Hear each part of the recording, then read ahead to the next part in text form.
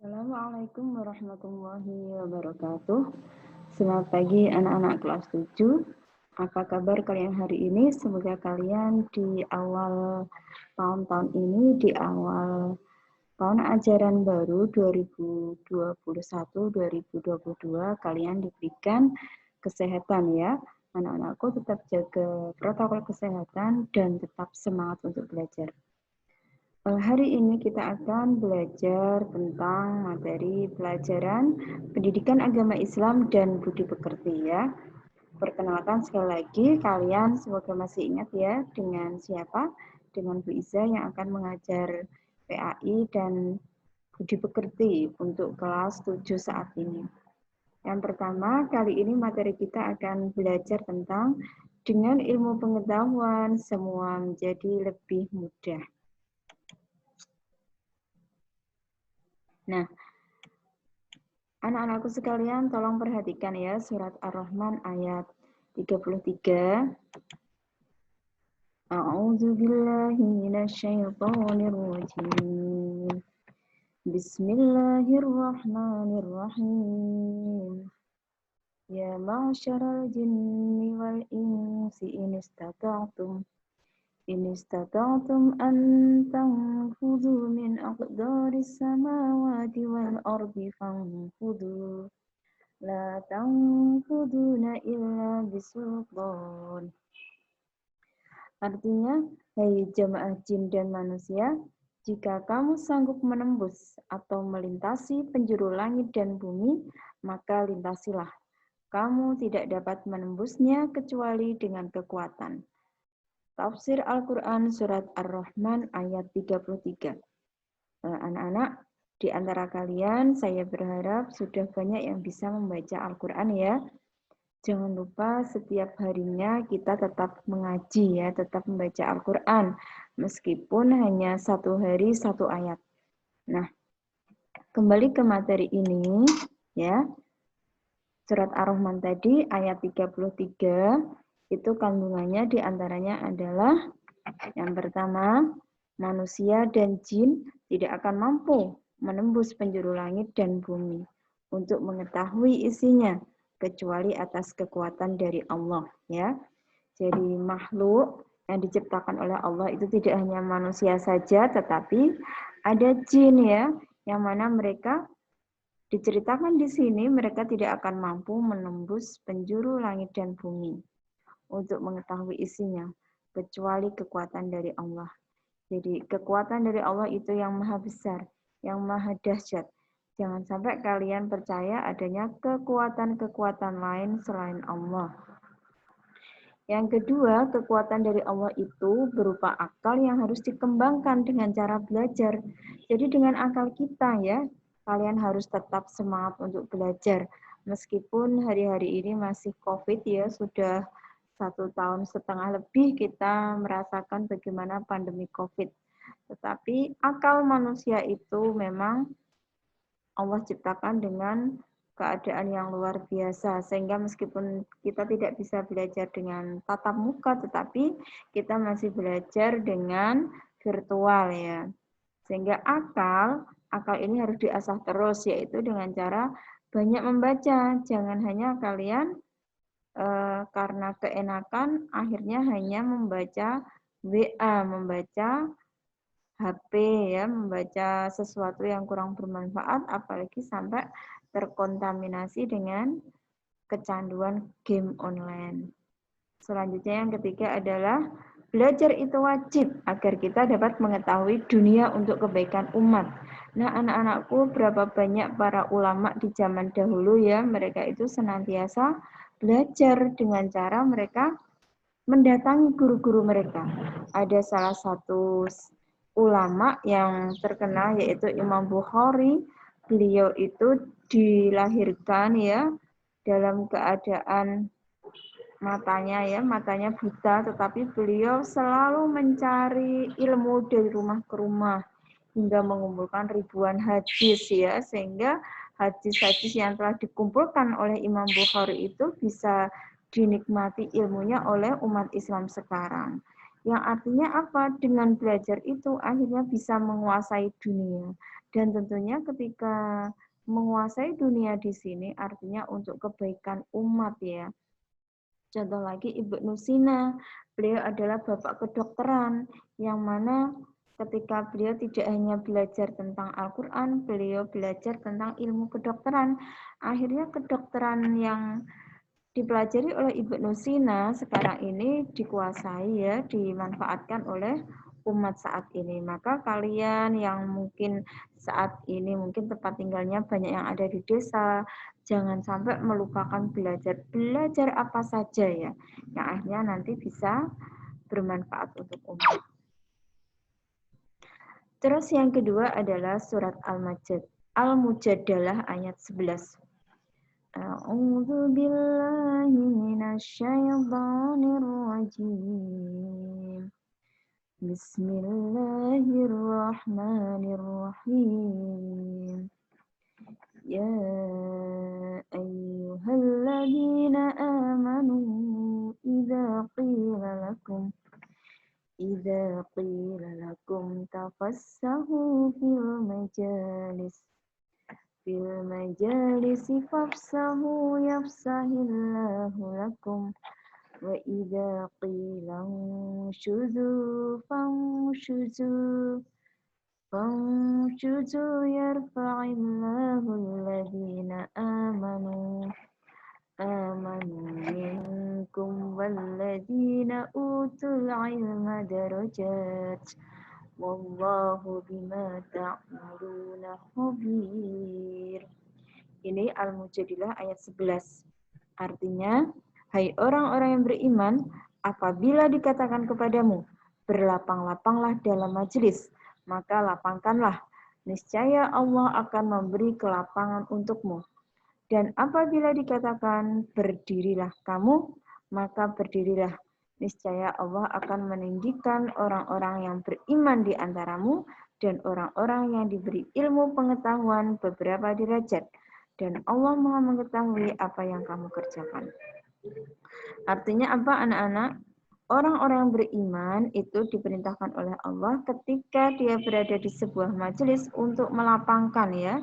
Misalkan duduk di sebuah majelis ilmu, ada temannya datang, maka teman-teman yang lain harus melonggarkan tempat duduknya ya.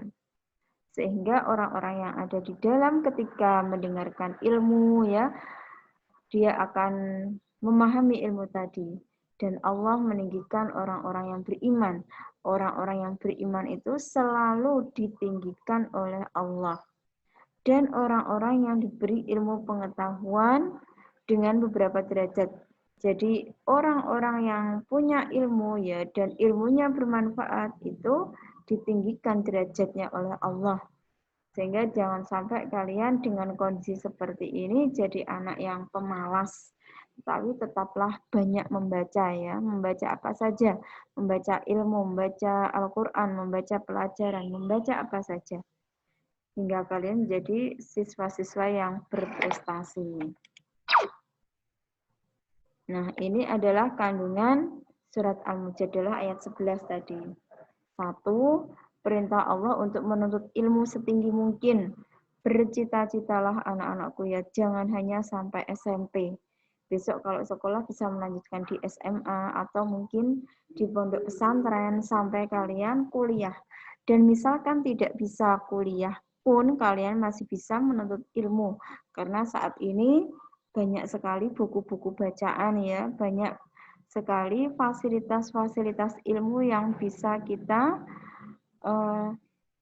kita manfaatkan ya. Apalagi media sosial saat ini banyak sekali ya. Ada Facebook, ada Instagram, ada Twitter yang mana dengan di sana juga kita bisa mendapatkan ilmu asalkan tidak over sekali dalam tadi bermedia sosial. Tetapi memang kita ambil ilmu dari orang-orang yang ada di media sosial tersebut. Terus yang kedua adalah perintah selalu beriman kepada Allah ya. Tentunya iman ini adalah sesuatu yang penting. Jalan seseorang bisa masuk ke surga itu karena juga dia mengimani Allah. Manakala dia tidak beriman kepada Allah, tidak mengesahkannya, maka dia akan sulit masuk ke surga. Dan yang ketiga adalah perintah untuk memuliakan orang-orang yang beriman dan berilmu pengetahuan.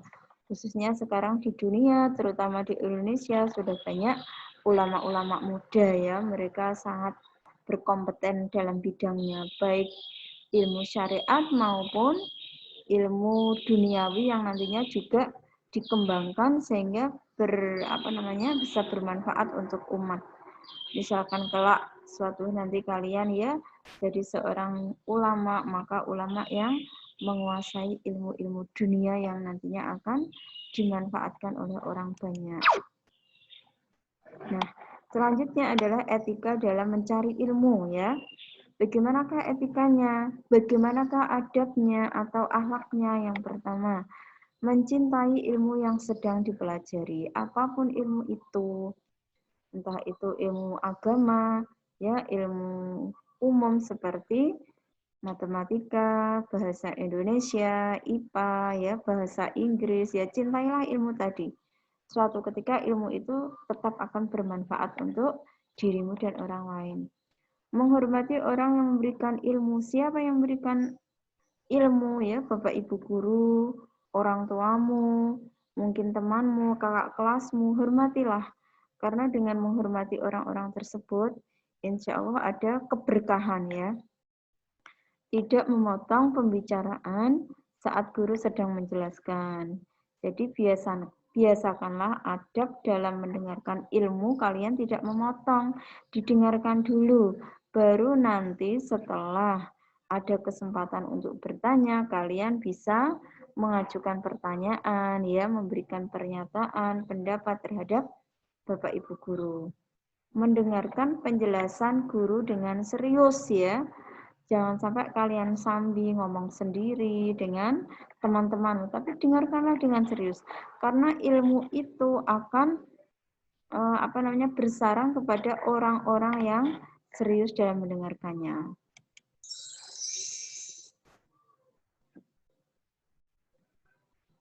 Nah, ini ada lagi ya kandungan surat Ali Imran ayat 159 ya, nanti bisa kalian buka suratnya di Al-Qur'an.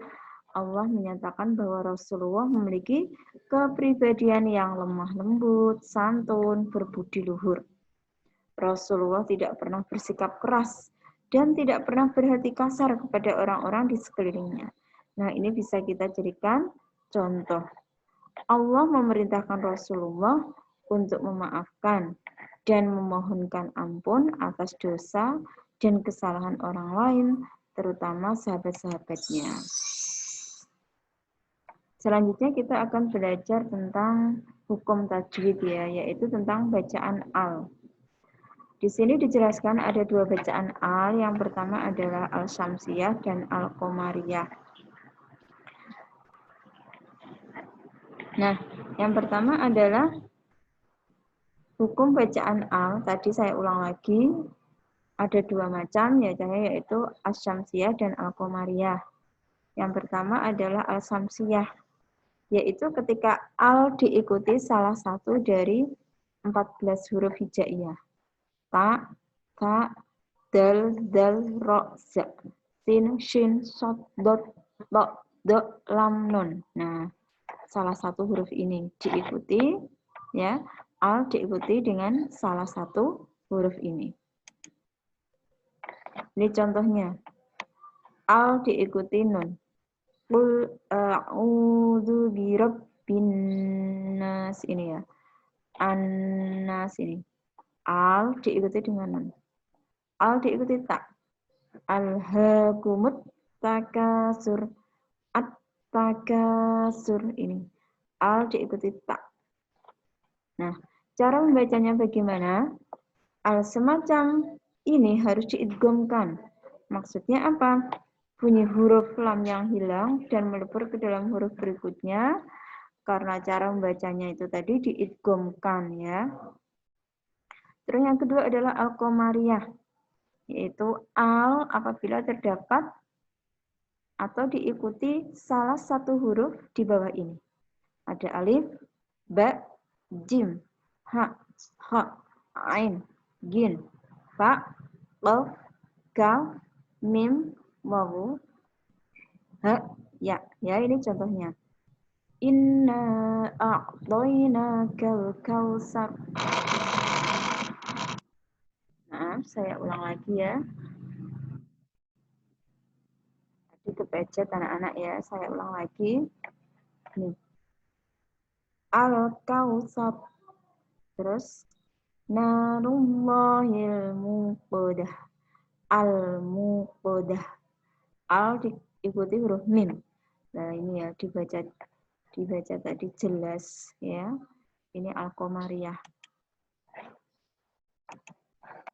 Ini selanjutnya tadi ya mendengarkan penjelasan dari Bu Iza, maka ada tugas yang harus kalian laksanakan. Biasakanlah setiap ada tugas kalian kerjakan semampunya ya. Ini nanti tulis di buku catatanmu. Lalu fotonya dikirim di WA Bu Iza. Itu anak-anak ya. Terima kasih atas perhatiannya hari ini. Semoga kalian tetap semangat dalam belajar dan menjadi murid yang sukses di masa depan. Assalamualaikum warahmatullahi wabarakatuh.